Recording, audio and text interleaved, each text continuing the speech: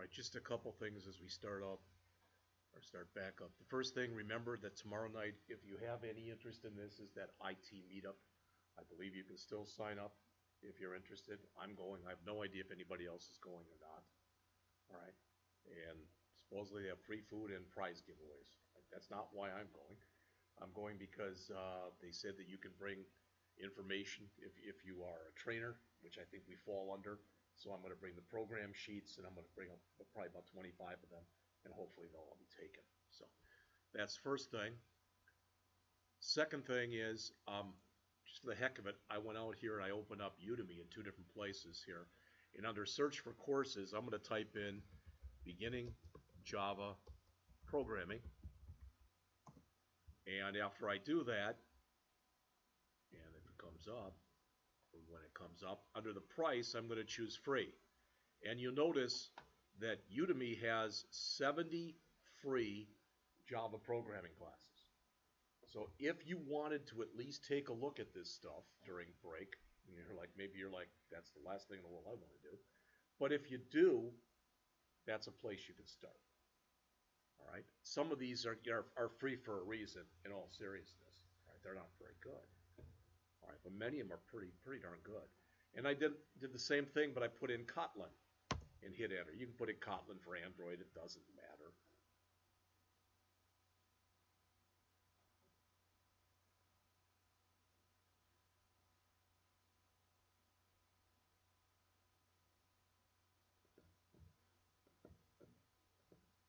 And under price, well, they have 1 free one. It's better than no free ones.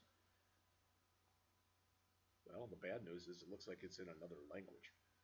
All right. And it looks like it's, I don't know what it is. Can you translate? I'll try. Well, there you go.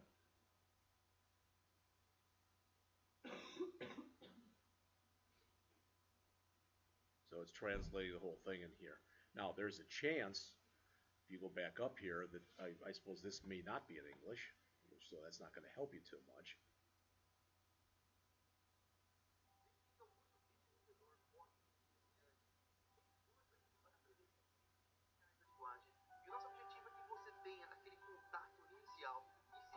Yeah, they don't have anything that is in another language. All right, but if you go on there, there are some cheap courses, and there's other ones that are online that are free too. All right. Okay. So we're up to the Ajax updates with jQuery. It says we'll next create a shopping cart index page. Well, remember the easiest way to do that, if you look up on the screen here, is to make sure we're in our shopping cart controller, which is shoppingcart.cs, right? Okay, so we want to create a shopping cart index page.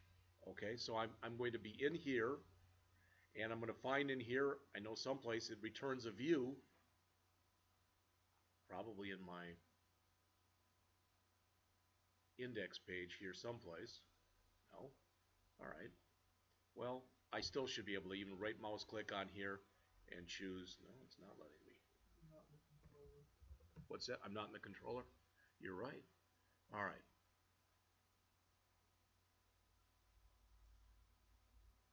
I'm not in the controller. Let's see controllers.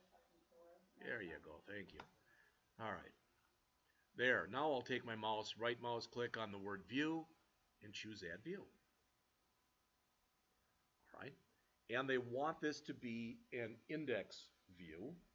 All right. We have to change this again down, as Brady found out for us, to empty. The model class that we want in there is shopping cart view model. All right. I don't think we have to do anything with the data context class. We can just choose that one. It's not going to hurt.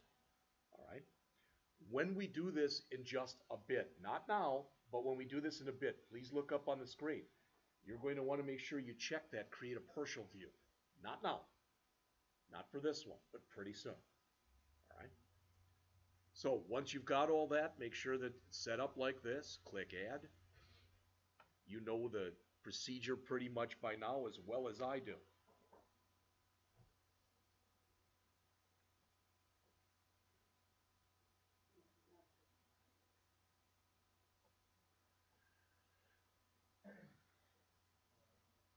Now the author mentions here, says next we'll create a shopping cart index page that is strongly typed, etc. Oh, it doesn't like something. I wonder if you do this if we have to leave that blank.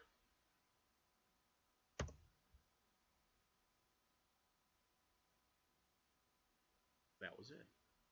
All right, so it didn't want anything in there. So if you did that, if you followed what I said, all right, don't worry about this stuff. We're going to fix this in just a minute. That's not a big thing. All right, so we'll get all this stuff that's in here, anything that's underlined, fixed very quickly.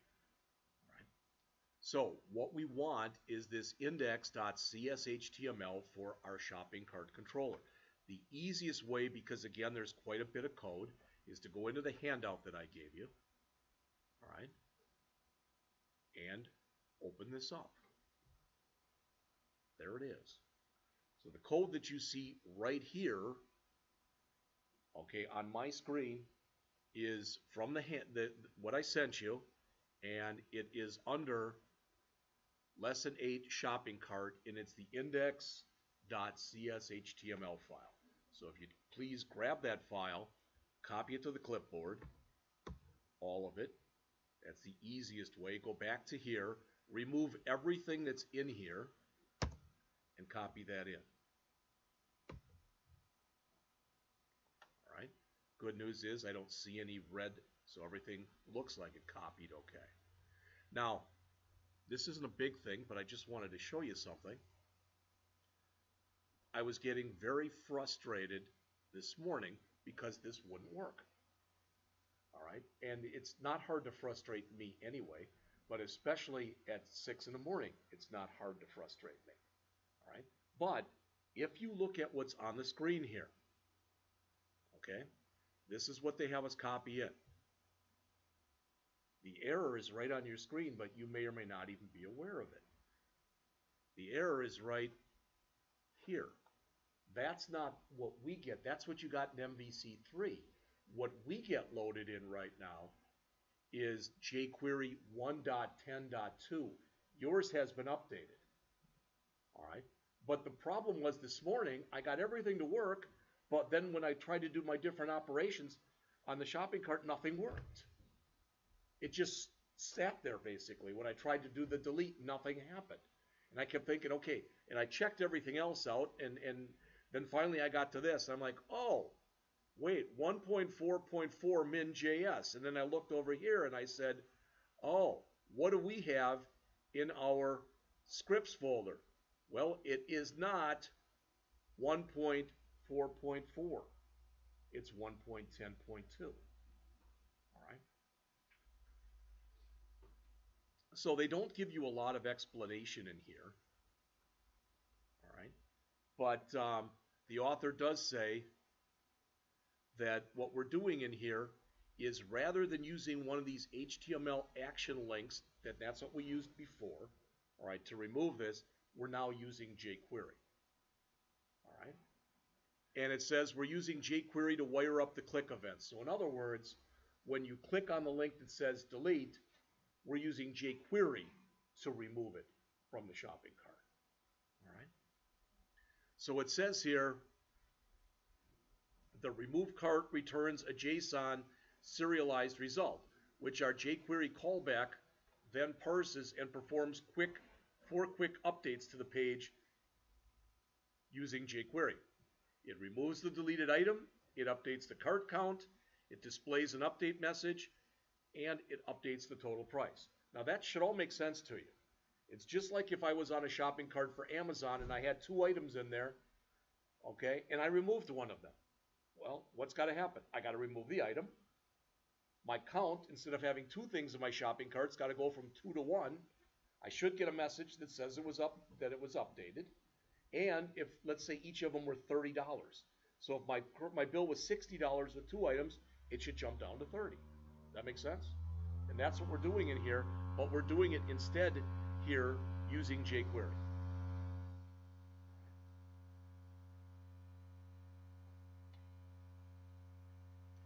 So the last thing we have to do in here, the author says here, this is on page 19 of the handout, In order to test this out, we need to be able to add items to our shopping cart. We need to update our store details method, all right, to include an add to cart button. While we're at it, we'll add some additional information. We'll be ready in about 5 or 10 minutes, okay?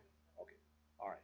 So what we need to do is to grab the information for the store details method, and that's shown on the screen in here and in here.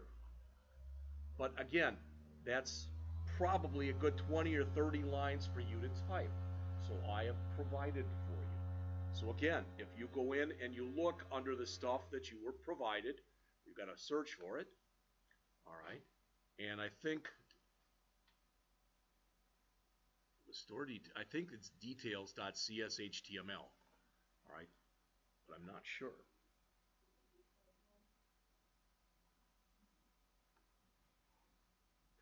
I should have done a better job of marking this. This looks like it's it right here.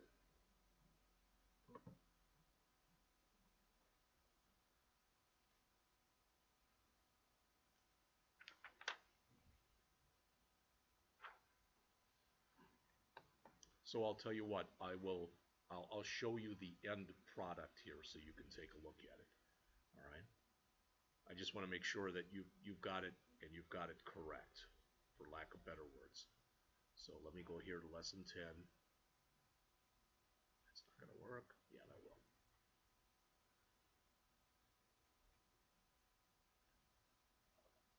Controller. It's not what I want to do though. No.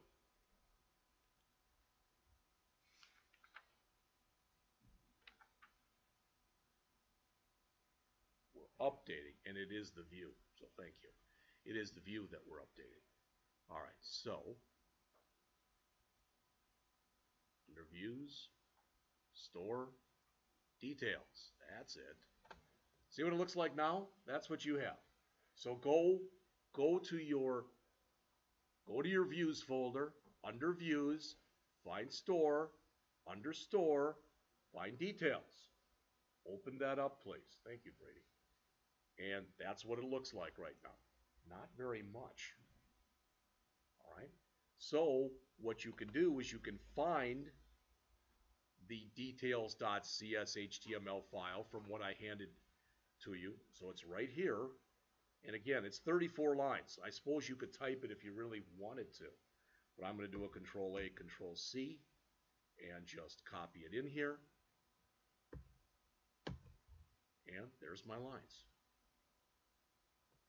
All right. Now, what we should now be able to do is to do a save all, build solution. All right, I'll just run it right here from the index.cshtml. All right, so I'll say from right here, I want to right mouse click. Oh, it's not, there it is. And I want to tell it to view in browser. Ah, look what I got. Tiffany, look what I got. Okay, but the reason I got it, I think, something is running right now that's using that port. Which is, well, I mean, it's hard. Uh-huh.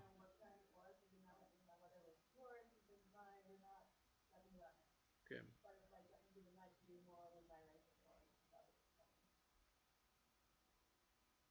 Well, it could be malware bytes is running and using that port. I don't know. Because my program itself is literally not running right now. So I'm not sure. So I'm going to try it again. So I'm going to do another build solution, at least attempt to, and then attempt to run it. All right, I'm not worried about that. All right, yeah, one or more errors, that's fine. We'll fix that. But what I want to put in here is I want to just go to store, not to store details. Just go to store. All right, so that's what it now looks like. And notice if I select a genre here, and I think I'm further than you. I think I'm opening up the chapter 10 one, not the chapter 9 one. So that's on me. All right. But you should be able to run it, and when you run it, all right, when you run it, this is what you should be able to put in. Just after localhost/store, all right, then you should see the genres there. Once you choose a certain genre, it should show you the albums that exist underneath that genre. Once you choose one of those albums, it should look like this, where it should allow you to go and put something into your shopping cart. So if you want that one and you click the Add to Cart button, then it'll show you your cart. All right. Now, like I said, considering where we were just about a week ago, we're pretty darn far with this. And the hardest part was not doing this. The hardest part was converting this from version 3 to version 5 and having to go through all the foibles and all the problems there were and all the stuff that's changed. All right?